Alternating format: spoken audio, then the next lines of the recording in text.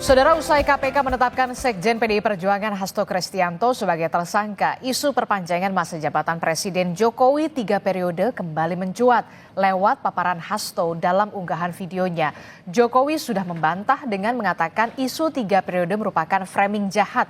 Apa yang sebenarnya terjadi antara PDI Perjuangan dengan Joko Widodo? Kita bahas di pagi hari ini bersama dengan sejumlah narasumber yang sudah hadir melalui sambungan daring. Sudah ada pengamat politik Universitas Paramadina, ada Mas Khoirul Umam. Selamat pagi Mas Umam. Pagi Mbak Desti. Kemudian juga ada Ketua Jokowi Mania, Bang Immanuel Ebenezer. Selamat pagi Bang Noel. Pagi. Kemudian Selamat juga pagi. ada Bang Andreas Hugo Paerera yang merupakan politisi senior dari PDI Perjuangan. Selamat pagi Bung Andreas Hugo. Pagi, Adisti. Iya, ini sebentar lagi padahal tinggal menunggu hitungan jam lagi kita sudah pergantian tahun. Tapi kemudian kenapa isu 3 periode Joko Widodo ini muncul lagi yang diungkap oleh Mas Hasto nih, Bung Andreas Hugo. Jadi sebenarnya ceritanya gimana sih awalnya begitu ya? Kok dibahas lagi nih soal isu 3 periode? Padahal sudah dikatakan oleh Joko Widodo ini merupakan framing jahat dan tanyakan saja ke Bu Mega, tanyakan saja ke Mbak Puan. Bung Andreas Hugo. Nah, isu soal 3 periode kemudian perpanjangan masa jabatan, kemudian sampai kepada peristiwa lanjutan, itu merupakan rangkaian. Kalau kita lihat rangkaian dari beberapa waktu setahun yang lalu, bagaimana proses politik di Republik ini terjadi. Gitu. Nah, sehingga ya kalau Mas Hasto sempat mengungkapkan hal tersebut, tentu ada maknanya. Gitu. Maknanya apa? Ya, maknanya berkaitan dengan ya kekuasaan dan penyalahgunaan kekuasaan untuk kepentingan tertentu. Gitu. Nah, sehingga saya kira di situ kita bisa menilai aja. Gitu. Oke, tapi kalau dikatakan ini adalah salah satu bentuk perlawanan dari PDI Perjuangan setelah Mas Hasto dijadikan tersangka oleh KPK, jawaban Anda, Bung Andreas Hugo? Ya, kenapa tidak gitu? Kan Hasto punya hak juga untuk membela dirinya. Oke, tapi Anda mengetahui soal ada orang di lingkaran Joko Widodo mungkin dalam tanda kutip yang membahas soal ini dan atau mengusulkan adanya soal 3 periode ini? Ya kalau itu Bung Noel lebih tahu. Oke, saya langsung ke Bung Noel deh kalau kayak gitu. Lingkaran itu Bung Noel lebih tahu, tapi kan isu itu muncul. Yang saya tahu ya ketika di MPR waktu itu kan kami sedang membahas ini di Badan Pengkajian kami sedang membahas hal yang berkaitan dengan amandemen undang-undang, kemungkinan ada rencana amandemen undang-undang dasar yang berkaitan dengan PPHN. Ya. Ketika itu muncul isu yang berkaitan dengan penambahan masa periode, masa jabatan 2 atau 3 tahun itu. Dan itu kan dibicarakan di publik, kita bisa cek sendiri. Ada yang menyampaikan bahwa itu keinginan masyarakat dengan data dan segala macam itu kan. Siapa sebenarnya Bung Andreas? Itu kan kita bisa cek Anda bisa buka aja gitu kan. Berbagai rekaman-rekaman ini kan yang video-video yang ada kan masih ada banyak itu kan. Tapi intinya ketika pembahasan itu sedang berjalan, kemudian ya karena isu itu muncul dan ada juga yang dimaksudkan pembahasan itu adalah berkaitan dengan PPHN, muncul isu itu, ya kemudian atas dasar itu kemudian ya Ibu Ketua Umum Ibu Mega minta supaya fraksi PDI Perjuangan stop membahas soal penambahan 2-3 tahun itu. Gitu. Dan itu salah satu hal yang saya kira ya baik karena dengan itu ya tidak terjadi pelanggaran konstitusi. Dan soal pelanggaran konstitusi itu kan hal yang berat. Oke, Bang Noel. Sekarang saya ke Bang Noel. Bang Noel, jadi siapa sebenarnya yang awal muasal kemudian mengusulkan adanya perpanjangan masa jabatan presiden untuk 3 periode? Kalau katanya Pak Jokowi kan sudah mengatakan, coba tanyakan saja ke Bu Mega, ke Mbak Puan begitu ya. Anda menyikapinya seperti apa ini? Ini karena saya saat itu relawan yang sikap politiknya menolak gagasan 3 periode. Pertama, kita melihat bahwa ini melanggar konstitusi. Kedua, cita-cita kita aktivis 98 yang membatasi kekuasaan eksekutif sampai 2 periode.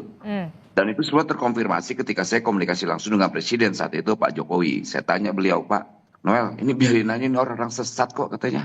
Ini kan mereka kan ingin menjeburkan saya. Kita lihat aja sampai semana sih orang-orang ini kuatnya. Bahwa saya tetap konsisten pada konstitusi yang saya patuhi dan saya hormati. Itu bahasa Presiden ke saya loh. Gitu. Jadi waktu itu diketawain aja tuh sama Presiden orang-orang ini yang liar-liar ini. Dan saya saksi sejarah untuk hal itu. Gitu loh. Presiden menyampaikan, ini orang-orang ini lucu wacanain. Ini jelas-jelas ingin menjerumuskan saya kok. Dan itu juga dikonfirmasi oleh Presiden. Orang yang menggagas 3 periode adalah orang yang ingin menampar, cari muka, dan menjerumuskan saya. Kali itu berkali-kali juga Presiden menyampaikan. Kemudian ini dianggap hasratnya Pak Jokowi saat itu, ya menurut saya sih buat lucuan aja. Karena kan saya langsung berinteraksi dengan Presiden. Saya tanya berkali-kali juga, Pak Presiden ini benar gak sih? Mas Noel, saya ini patuh terhadap konstitusi, saya nggak mau melanggar. Gitu. Dan saya menghormati bahwa kemenangan saya ini berkat aktivis 98 juga yang ikut memperjuangkan saya untuk bisa maju di 2 periode ini. Dan saya tidak punya hasrat kekuasaan sedikit pun. Dan saya masih ingat kata-kata Presiden itu. Gitu loh. Jadi saya rasa kalau ketika Hasto bicara tentang gagasan 3 periode, saya juga nolak, kan bisa dicek jejak digital saya. Gimana saya habis-habisan melawan itu. Walaupun kita lihat dulu ya banyak jokor-jokor yang ngaku-ngaku pendukung Jokowi yang akhirnya sekarang nyerang Jokowi berbalik. Jadi kita sih ketawa ini, cek aja latar belakang mereka semua di mana itu. Buzzer-buzzer yang sekarang bilang dinasti Jokowi dinasti lah apalah. Lah orang-orang itu semua kok itu. Makanya kita ketawa aja, kan kita tahu semua siapa-siapa orang-orangnya. Makanya kita berharap Hasto berani dong ungkapin, jangan cuplikan-cuplikan berita. Karena saya saksi sejarah loh, saya masih hidup ini. Saya tahu sekali proses politik saat itu. Karena saya juga tegas-tegasan, saya tolak, saya nggak mau. Saya bilang saya nggak akan mau. Saya ngelawan kawan-kawan saya yang dulu relawan Jokowi, saya tidak mau. Saya waktu itu sendiri, saya terbuang dengan sendiri kok. Nggak apa-apa, saya bilang tereliminasi dalam proses politik ini. Tapi saya konsisten melawan gagasan 3 periode yang sesat ini. Gitu. Dan ini menurut saya kesesatan politik dan kesesatan konstitusi ketika ini dijadikan. Tapi kan apakah masih relevan kita bicarakan tentang gagasan 3 periode? Tidak. Karena kenapa? Hari ini ada presiden yang sudah definitif melalui mekanisme demokrasi terpilih. Jadi ketika kita bicara tentang gagasan 3 periode udah nggak relevan. Ketika itu sebagai wacana biarin aja sih. Nggak ada yang nyalain wacana. Mau wacana 100 periode kayak 200 periode. Kalau bangsa ini punya komitmen untuk menolak gagasan-gagasan di hari itu, ya kita tolak. Dan orang yang menolak pun tidak ada yang ditangkap. Nah, saya orang yang konsisten menolak itu saat itu. Oke, Bang Noel mengatakan adalah orang yang konsisten menolak adanya usulan perpanjangan masa jabatan presiden kala itu 3 periode. Dan menurut Bang Noel, ini sudah tidak relevan lagi nih wacana-wacana semacam ini atau isu-isu semacam ini, Bung Andreas Sugo. Respon Anda? Saya kira Noel tidak salah gitu. Artinya saya tahu waktu itu dia juga menyampaikan itu, dan kami sempat ngobrol soal itu bahwa itu benar. Tapi kan Noel kan cuma salah satu bagian di dalam lingkaran-lingkaran itu gitu. Iya. Tapi bahwa fakta-fakta yang ada kan juga menunjukkan bahwa isu itu juga berkembang. Saya katakan tadi itu kan hanya proses pembukaan saja kan pada waktu itu. Bahwa itu kemudian tidak jadi, kemudian bergeser menjadi tambah 2-3 tahun. Dan seterusnya sampai dengan apa yang kita alami, misalnya ya apa yang terjadi di Mahkamah Konstitusi. Jadi ini sebenarnya perjalanan yang panjang gitu kan di dalam peristiwa-peristiwa politik ya beberapa waktu yang lalu gitu, kurang lebih setahun yang lalu gitu. Dan semua itu kan terekam gitu di jejak digital dan banyak hal juga yang mungkin belum terungkap. Nah sehingga kalau misalnya Mas Hasto menyampaikan itu kan apa keran pembukanya aja gitu, baru ini cuplikan kecil gitu. Mungkin ya, artinya saya juga belum ketemu lagi dengan Pak Hasto sejak sekian lama karena saya juga baru kembali dari liburan. Nah sehingga memang ya kalau mau bilang peristiwa ini, ada hal-hal yang terjadi di belakang-belakang ini kan saya kira banyak hal yang kita semua juga tahu gitu, dan banyak hal itu hal-hal tersebut menyangkut peristiwa yang penting di Republik ini. Oke, jadi Anda tetap meyakini sebenarnya 3 periode ini memang usulan datang dari memang lingkaran terdekat Joko Widodo, Bung Andreas Hugo? Ini peristiwa itu kan bukan soal 3 periode aja. Tadi apa yang dibilang Bang Hugo itu ada peristiwa lain lagi terkait misalnya perpanjangan, extend. Ketiga itu sampai wacana Jokowi jadi wapres. Jadi ada 3 satu peristiwa politik. Bung Andre tahu sekali dan kita konsisten nolak. Dan PDIP dengan Bu Meganya itu punya komitmen melawan itu. Dan kami bangga lah ya karena PDIP sebagai partai besar bisa menjadi garda terdepan dalam menjaga konstitusi. Dan kita bangga sekali dengan Bu Mega yang punya komitmen terhadap itu, dan juga PDIP, partai besar yang menunjukkan kebesaran ideologinya. Jadi saya rasa ke depan nanti hal-hal kayak begini, misalnya Mas Hasto, ini Mas Hasto kan nih lagi panik-paniknya, lagi sakit perut ya. Ketika di TSK kan, kemudian dia panik, kemudian dia nyerang-nyerang aja udah. Dia bikin orkestrasi, maksud saya gini, sudahlah. Orkestrasi ini hentikan, jangan seret-seret yang hal-hal yang tidak substansial, yang akhirnya malah membuat dia makin pusing. Gini, semua biasanya pejabat-pejabat partai ketika menjadi TSK itu teriak-teriak tuh, akan saya bongkar, saya bongkar. Pas udah pakai baju oranye sakit perut tuh lupa. Udah fokus terhadap kasusnya aja. Jangan seret-seret partai besarnya, partai ideologis ini. Jangan seret-seret yang atasnya lagi Bu Mega, karena nanti orang akan ngebongkar. Apa sih kaitan Harun Masiku? Nanti akan orang menyampaikan, oh iya ada korelasi nggak dengan Hatta Ali? Oke. Lantas ada nggak kaitan dengan Samsur Nur Salim? Ada nggak ya kaitan dengan misalnya BLBI? Ini akan kebuka semua nih, gitu. Kemudian nanti orang bilang gini, loh kok Hasto bicara tentang perjuangannya mirip kayak Bung Karno. Bung Karno bicara tentang ideologi. Bung Karno bicara tentang kemerdekaan bangsa ini. Tidak bicara tentang bagaimana orang yang sedang memperjuangkan posisinya untuk ke DPR sampai orangnya harus di PAW. Gitu loh. Dan ini kan lucu. Kita lihat Harun Masiku itu, harus lihat sejarahnya. Harun Masiku itu hanya punya suara 5.800 sekian. Dan di bawah-bawahnya itu masih ada yang lebih tinggi-tinggi lagi. Artinya apa? Yang diperjuangkan Hasto itu soal keadilan nggak ada, nol ngomong. Bung Noel. Coba Hasto fokus saya terhadap kasus hukumnya. Jangan ngebargaining. Pertama itu jangan mengintimidasi penyidik.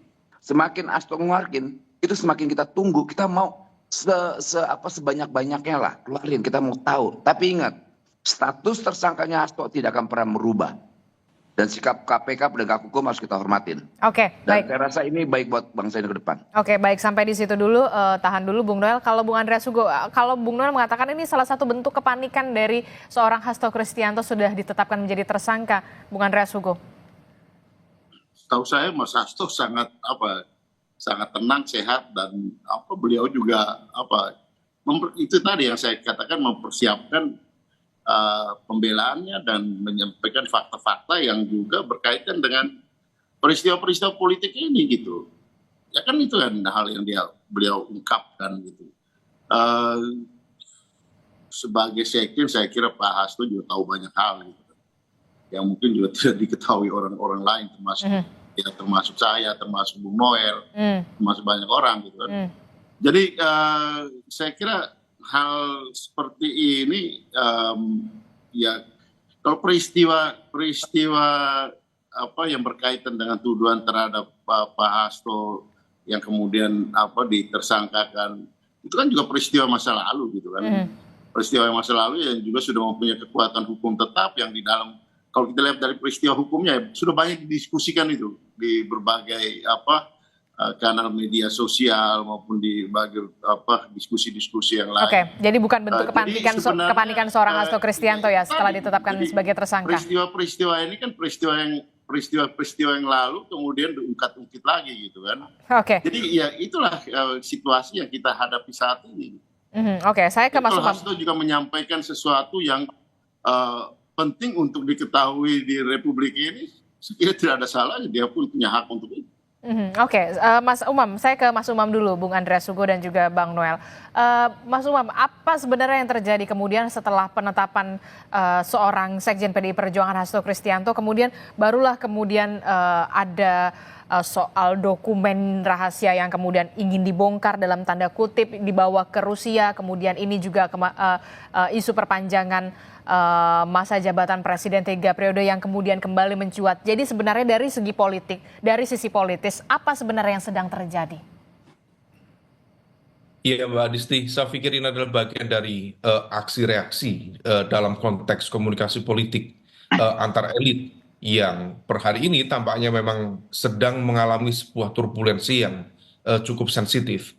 Kalaupun kemudian Pak Hasto sebagai sekjen partai besar yang kemudian sekarang ditetapkan statusnya sebagai tersangka oleh KPK dan kemudian dalam momentum klarifikasinya kemudian menyampaikan ada isu-isu terkait dengan konteks kasus, kemudian tadi ya mencoba untuk mengungkit lagi terkait dengan jabatan 3 periode dan lain sebagainya.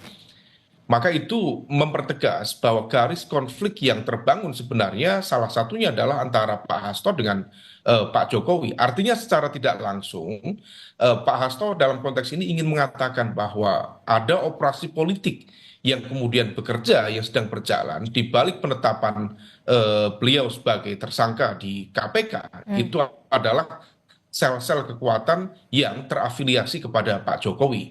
Nah, oleh karena itu ini yang kemudian secara tersirat tergambar dalam statement-statement itu dan serangan itu dialamatkan kepada Pak Jokowi dan Pak Jokowi sendiri juga tampaknya merasa gusar sehingga kemudian perlu melakukan klarifikasi secara langsung atas statement dari Pak Hasto itu.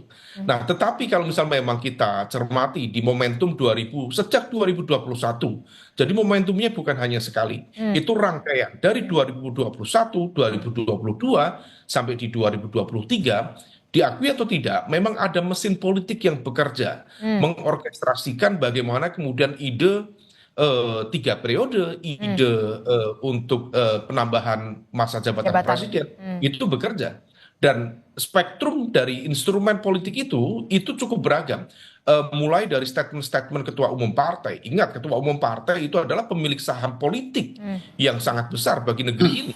Kalau mereka setuju, maka dihitung saja dalam pengambilan keputusan di DPR, di MPR misalnya, dalam konteks perubahan undang-undang dasar, itu memungkinkan. Dan dalam konteks mobilisasi kekuatan politik, itu memungkinkan terjadi. Dan di saat yang sama, terakhir di momentum 2023, kita masih ingat bagaimana misalnya ada putusan pengadilan negeri di tingkat Jakarta Pusat yang kemudian menginstruksikan untuk menghentikan semua tahapan pemilu. Dan itu disinyalir kuat. Itu adalah bagian dari upaya grand design besar untuk melakukan perpanjangan 3 periode ini. Artinya, ini bukan hanya mesin politik, tetapi juga sudah masuk dalam ranah independensi kehakiman yang kemudian seolah dimainkan sedemikian rupa dan ada yang menjalankan itu semua. Nah, ini yang kemudian memunculkan banyak spekulasi. Memang PDIP kita apresiasi cukup firm dalam bersikap terkait dengan hal ini. Pak Jokowi juga sama, secara publik juga menyampaikan beliau tidak memiliki keinginan dan akan taat konstitusi, meskipun taat konstitusi itu kemudian bisa dimaknai ganda. Karena kalau misal konstitusi itu berubah, maka ya presiden kemudian akan taat pada konstitusi.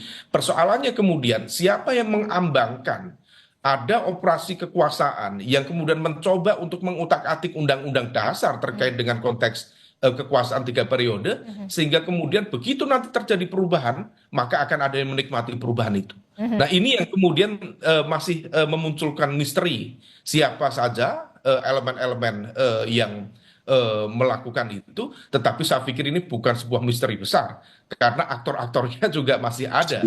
Statement-statement yang disampaikan secara terbuka untuk mendukung itu saat ini juga masih ada semua. Artinya bahwa untuk membuka ini, tabir ini, saya pikir bukan sesuatu hal yang sulit, semuanya mudah. Nah, tetapi terlepas dari itu, bahwa pertarungan politik dan sekarang menjadi pertarungan politik hukum ini akan menjadi sebuah ya kalau misal kemudian Pak Hasto tadi memiliki sejumlah alat bukti, video dan lain sebagainya yang melibatkan banyak tokoh, kalau misal itu tidak dibuka, justru juga akan menjadi sebuah persoalan hukum sendiri. Oke. Artinya ada upaya untuk menutup-nutupi sebuah tindak perkara. Kita tidak tahu apakah itu pidana perdata atau kemudian dalam konteks kejahatan konstitusional tertentu.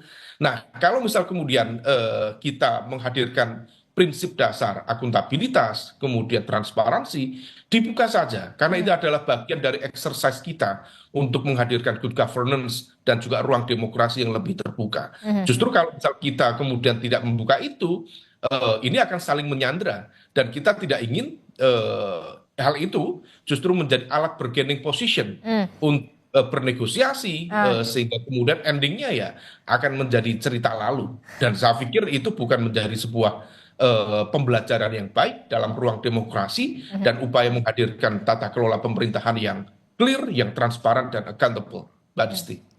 Jadi sebaiknya ketika memang soal isu 3 periode kembali mencuat, kemudian bahkan yang melibatkan juga Bu Kony yang mengatakan dokumen rahasia dan segala macam dugaan skandal dengan melibatkan sejumlah tokoh begitu ya sampai dibawa ke Rusia, ini sebaiknya ya dibongkar saja supaya benar-benar transparan, benar-benar ada pemerintahan yang kemudian baik begitu ya. Jangan sampai kemudian ini jadi alat tawar-menawar, bargaining position kalau menurut Anda, Mas Umam. Iya, karena seringkali di dalam konteks pertarungan kekuasaan itu kemudian berakhir pada negosiasi dan kompromi. Dan negosiasi dan kompromi itu didasarkan pada satu prinsip apa yang sering disampaikan Bang Andreas dengan background international relations itu. Bargaining dalam konteks ini itu balance of power. Balance of power itu dihadirkan untuk memunculkan dilema. Nah, dilema-dilema ini yang kemudian membuka ruang negosiasi. Kita tidak ingin satu hal, satu kasus, satu konteks persoalan tertentu, kemudian dimunculkan kasus yang lain, yang sifatnya itu sebenarnya bukan untuk membuka, tetapi untuk bernegosiasi. Dan saya pikir itu dalam konteks pertarungan politik seringkali terjadi. Dan tetapi kalau misal ini didudukkan dalam sebuah ikhtiar yang baik untuk menata kembali sistem pemerintahan kita, sistem politik kita, saya pikir itu akan menjadi sebuah hal yang sangat produktif. Bukan semata-mata untuk mencari siapa yang salah, kemudian siapa yang harus dipenjarakan, bukan itu. Nah, ini yang kemudian harus diletakkan pada satu prinsip dasar untuk memperbaiki kehidupan kita dalam berdemokrasi. Meskipun kalau misal kemudian ini nanti dibuka, itu berpotensi menjadi perang bubat. Karena kalau misal Mas Hasto membuka fakta-fakta itu, Mas Hasto juga akan dijadikan sebagai dalam tanda kutip pesakitan dan tidak menutup kemungkinan akan memunculkan reaksi yang lebih besar yang kemudian akan saling menyandera satu sama lain. Nah, ini yang kemudian kita tidak inginkan, sehingga kemudian penting bagi civil society, bagi independent media seperti Kompas untuk mengawal proses politik seperti ini. Oke, saya ke Bung Andreas. Benarkah kemudian saat ini setelah penetapan tersangka dari Hasto Kristianto, PDI Perjuangan dan Hasto Kristianto sedang membuka ruang negosiasi bargaining position dengan adanya soal dokumen dugaan skandal termasuk juga perpanjangan masa jabatan 3 periode ini, Bung Andreas Hugo. Benarkah yang dikatakan oleh Mas Umam? Ya, yang Mas Umam sampaikan tadi itu teori dalam di dalam hubungan internasional ketika ada dua power yang sedang bertarung, terutama di masa perang dingin dulu, untuk menciptakan suasana tetap damai, ya dicarilah jalan keluar negosiasi posisi bargaining power untuk kemudian terjadi balance of power sehingga tidak terjadi konflik. Itu namanya teori balance of power. Nah, seperti itu bisa juga terjadi di dalam di dalam politik antar kekuatan yang ada gitu. Bahwa seperti apa ini akan terjadi kita lihat aja nanti ke depan gitu kan. Ya ketika kita berkuasa kita punya power. Tapi ketika kita tidak berkuasa lagi ya itu kan menjadi powerless gitu kan. Dan ketika powerless itu kan banyak orang yang kayak dulunya diinjak-injak, dulunya ditekan-tekan, dulunya diintimidasi, dia akan berteriak. Dan itu bukan tidak mungkin merugikan yang tadinya powerful, yang kemudian powernya berkurang ketika tidak berkuasa lagi gitu kan. Nah itulah situasi yang bisa terjadi gitu kan.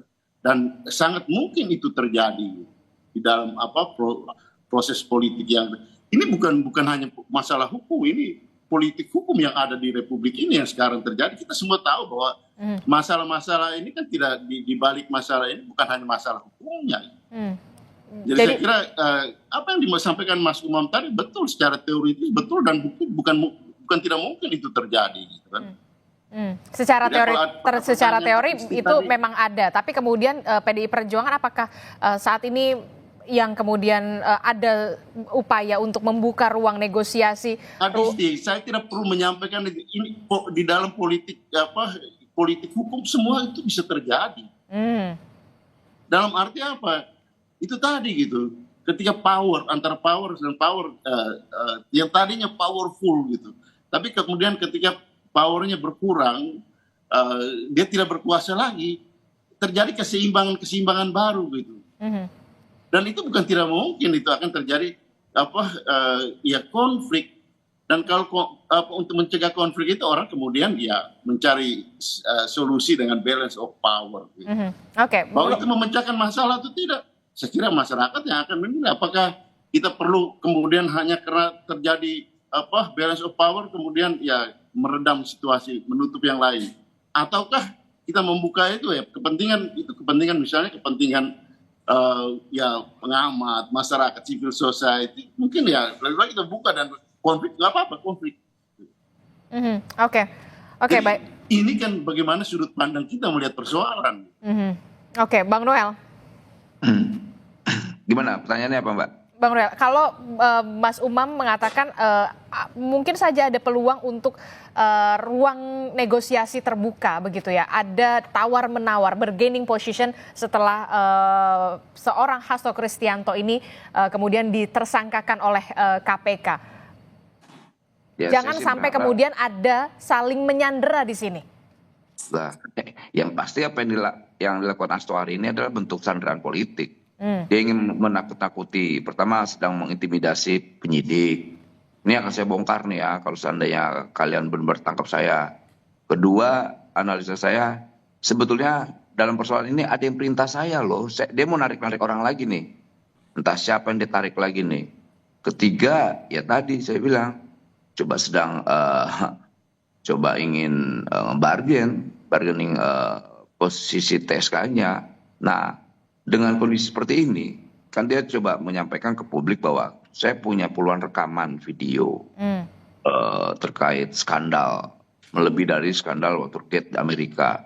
Ya dibuka dong, kan kita sedang menunggu itu, gitu loh.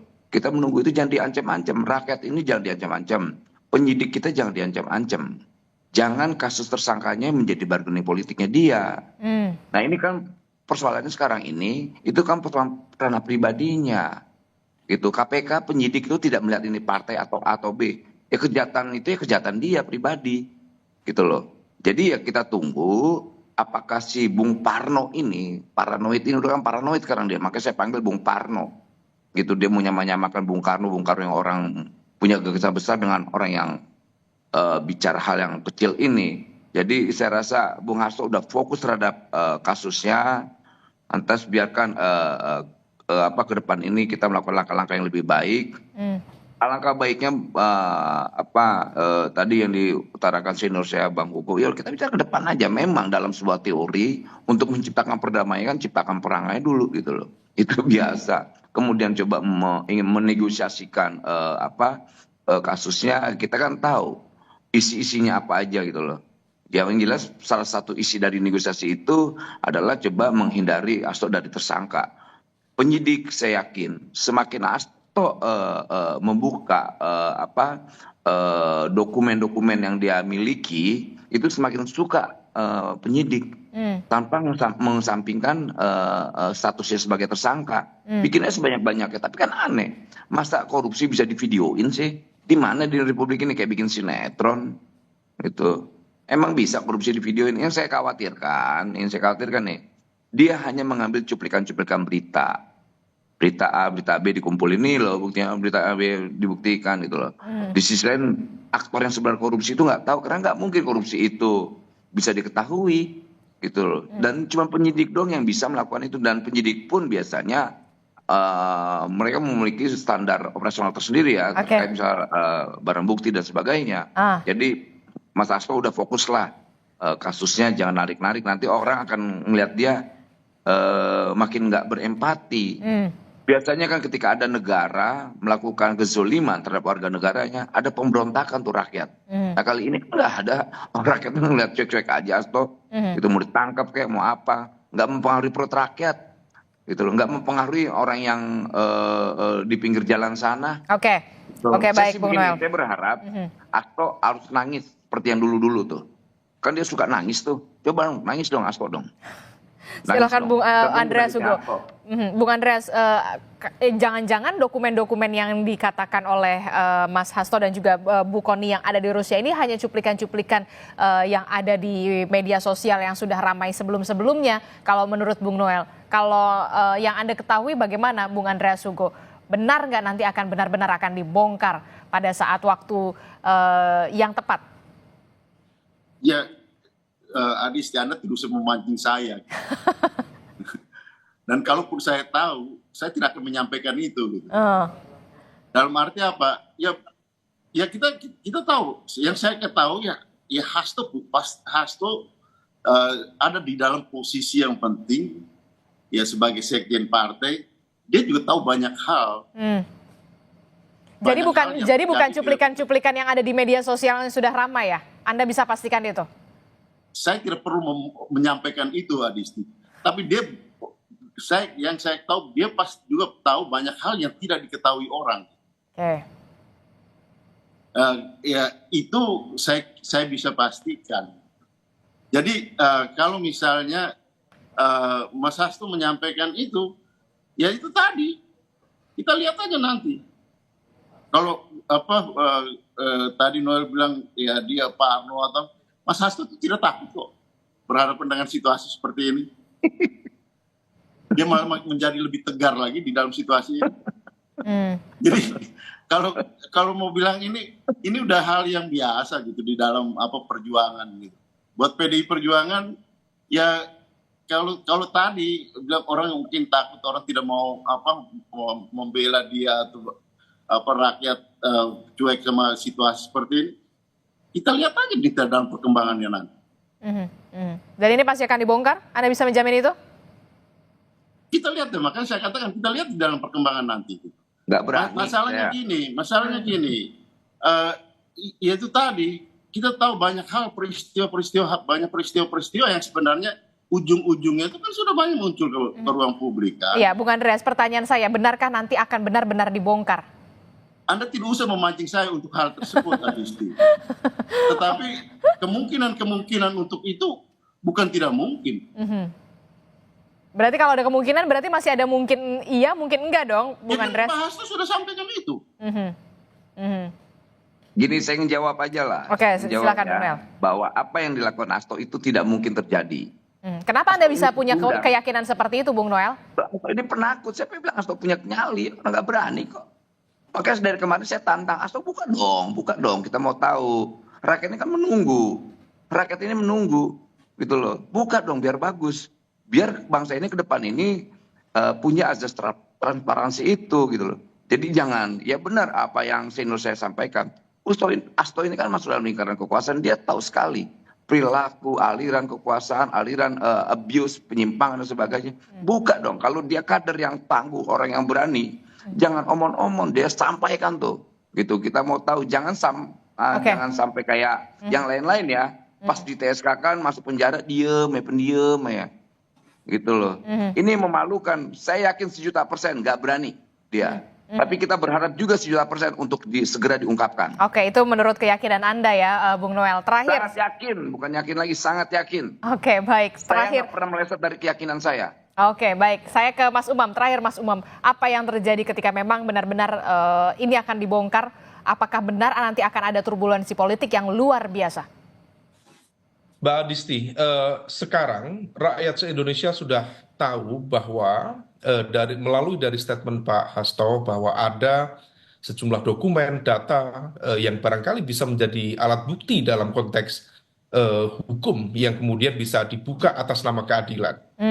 Kalau misal kemudian itu dibuka dengan cara yang elegan, saya pikir Pak Hasto memungkinkan barangkali dalam perdebatan di internal lembaga penegak hukum untuk dipertimbangkan menjadi justice collaborator.